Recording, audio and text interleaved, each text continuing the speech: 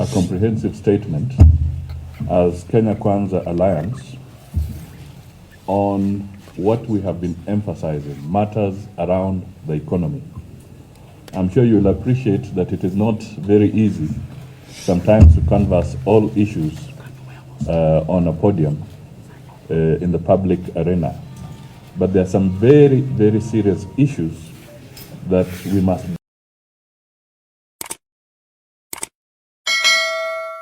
a comprehensive statement as Kenya Kwanza Alliance on what we have been emphasizing, matters around the economy.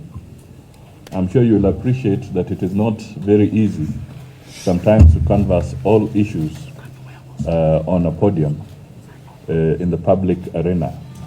But there are some very, very serious issues that we must bring to the attention of Kenyans insofar as we proceed with the campaigns. So today we are going to issue a statement regarding the budgetary situation in the country, the financial situation, and we are also cautioning against mischiefs during this transitional period, because it is usually at this last minute that people can engage in very serious mischief that could put Kenyans in very difficult commitments. So I will read. First, the Kenya Kwanza Alliance strongly believes in and supports the aspirations and ambitions of Kenyans from all occupations. We, the people of Kenya, the opening preamble of our great Constitution 2010, not only captures the aspirations and dreams of our people, but also affirms beliefs of our alliance in support of the full implementation of the Constitution and putting the dreams of ordinary people of Kenya first. Recent surveys indicate that up to 67% of Kenyans strongly believe the country is heading in the wrong direction. The press release addresses our proposals and sponsored amendments to the budget policy statements by legislators of the Kenya Kwanza Alliance for the financial year of 2022 to 2023. The propositions reflect the stand of the Kenya Kwanza Alliance, which we are fully committed to implementing under our new administration after elections on Tuesday, August 9, 2022. The first item. This is the chokehold of public debt on Kenyans. The stock of public debt was 1.8 trillion at the end of June 2013. That was at the end of Kibaki's term. And it accounted for 39% of gross domestic product, that is GDP. According to the National Treasury, the public debt has grown sixfold to Kenya shillings 11.7 trillion, 8.2 trillion as direct public debt, and 3.5 trillion of guaranteed commitments as of February 2022, which is over 100% of our GDP. The total loan commitments and stock of debt procured exceed the public debt of Kenya shillings 9 trillion as approved by Parliament in 2019, thereby breaching Article 211 of the Constitution, read with Section 50, Subsection 2 of the Public Finance Management Act of 2012. The Cabinet Secretary for the National Treasury exceeded the set debt ceiling without seeking new approval from the Parliament in total violation of the Constitution and the Public Finance Management Act of 2012. It may be of interest to note that debt commitment pre-handshake, and I repeat, pre-handshake, was 4.5 trillion Kenya shillings. And the post-handshake figure has ballooned to 11.7 trillion. The question is this: was the handshake a license to burdening Kenyans with punitive public debt, punitive taxation, punitive food prices, and a high cost of living? The Cabinet Secretary for the National Treasury should not sign any new loans, including floating sovereign bonds, during this transition period. The National Assembly and the Senate should reduce the budget ceiling to ensure a fiscal deficit that does not exceed Kenya shillings 400 billion and check on the growing public debt. The National Assembly and the Senate must avoid any further strangulation of Kenyans with additional debt by refusing any request for approval of a new debt ceiling. We are aware that the CS for the National Treasury has prepared for submission to Parliament a new debt ceiling of approximately over Kenya shillings 12 trillion. Let me come to the issue of equitable share of money going to the counties. This is the 495 billion to the counties.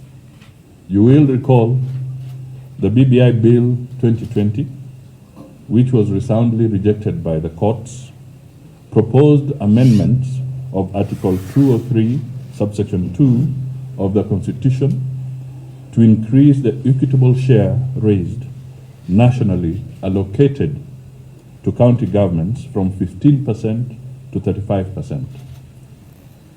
Ladies and gentlemen, we do not need a constitutional amendment to give more money to counties.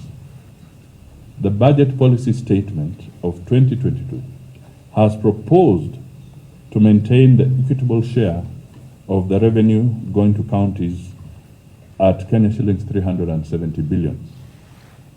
We therefore support the proposal by our members again under Section 25, subsection 7 of the Public Finance Management Act of 2012 to increase the equitable share to counties to Kenya shillings 495 billion. The amendment is in line with Article 203 of the Constitution and represents 35% of the audited and approved nationally raised revenue figure of Kenya shillings 4.6 trillion, as adopted by the House in the audit report of the financial year of 2017-2018. Basically, what we are saying here, if these guys were committed to giving more money to the counties, they should not oppose those amendments or this proposal. The law allows Parliament to pass a resolution to adopt the budget policy statement with or without amendments. This amendment deserves the goodwill and unwavering support of all members of the National Assembly, governors, and the MCAs to ensure devolution works in line with the constitutional mandate of counties. Let me now come to something that is in the minds of the people. This is the statement made severally by the Deputy President, that Kenya shillings 50 billion credit can be set aside for a credit scheme for the micro, small and medium enterprises. Official government statistics, that is the Kenya National Statistics Bureau survey of 2016, shows that the bottom economy businesses directly employ 14.9 million people. That is about 15 million people, or 80% of Kenyans who are working. The main sources of capital for financing these enterprises are 80% from family sources, 4.2% from family friend loans, 5.6% from banks, and of course, a small figure of 1.4% from chamas, their local cooperatives, and the government provides literally only 0.01% of these funds. Under the bottom-up economic model propagated by Kenya Kwanza, we support our members' proposal for the provision of Kenya shillings 50 billion, and this has been put by our members in Parliament, in the financial year 2022-2023 for the support of the establishment of affordable credit schemes to support these small businesses. We can then expand the tax bracket and subsequently increase taxation collection by reducing the high level of domestic borrowing that has crowded out businesses. Let me come to something that deals with governance. The financial autonomy of the police and the judiciary. This has remained like a mirage. The Constitution envisaged an independent National Police Service under the National Police Service Commission in Article 248(2)(j of the Constitution, and not to micromanage police service under the Ministry of Interior. The independence of the National Police Services is not achievable without financial autonomy, which is currently under the control of the Principal Secretary for Interior. The Cabinet Secretary for National Treasury should obey the Constitution and designate under Section 67 of the Public Finance Management Act 2012 the Inspector General as an accounting officer for the National Police Service. This will provide financial autonomy and ensure the country of independent and effective policing services, especially the Office of the DCI, in the fight against corruption and maintenance of security across the country. Article 173 of the Constitution established a judiciary fund for the administrative expenses of the judiciary and such other purposes as may be necessary for the discharge of the functions of the judiciary. The National Treasury has continued to breach the Constitution by failing to provide money for the operationalization of this important constitutional fund in the last 12 years.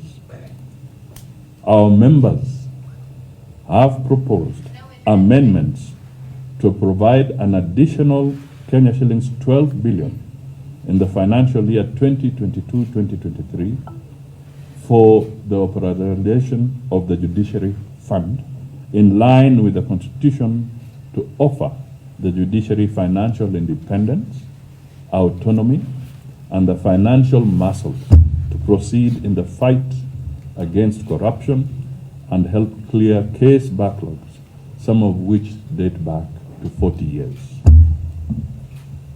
There are other immediate issues: drought mitigation measures and support to teachers, students, and farmers.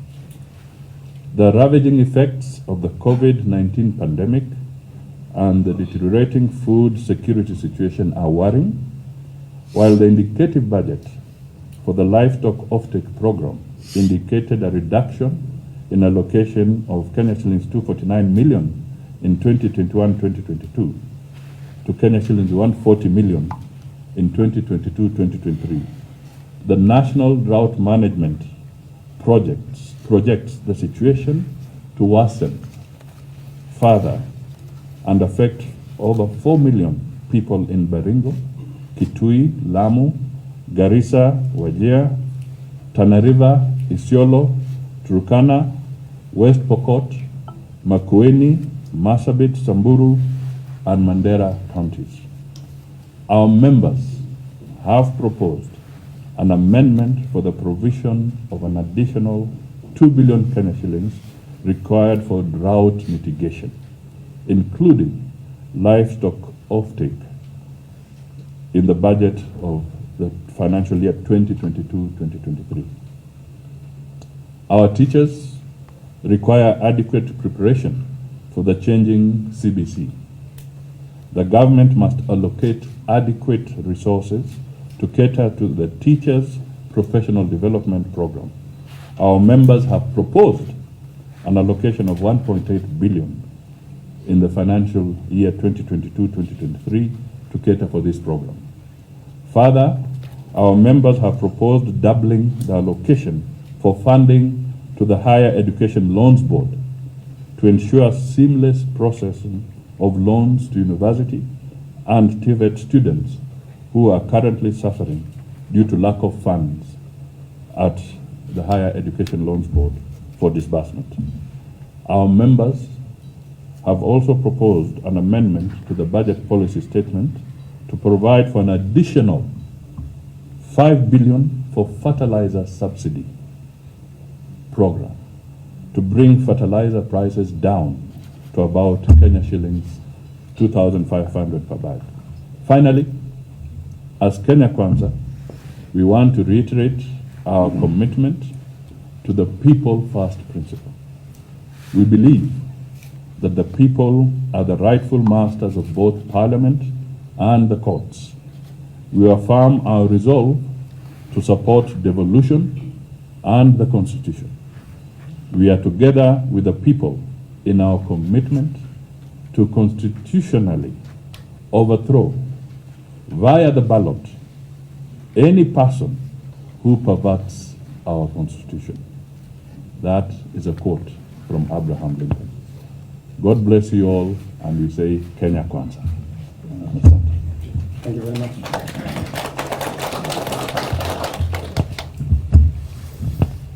This will be provided to you on soft copy by the media team. Okay. I guess that statement is very comprehensive. If we have to make any, I think that statement is very comprehensive. I don't think we need to belabor any issue there unless there is any question that may be for clarification on the statement. Good. Looks like we are sour. Thank you very much. Thank you. Asante.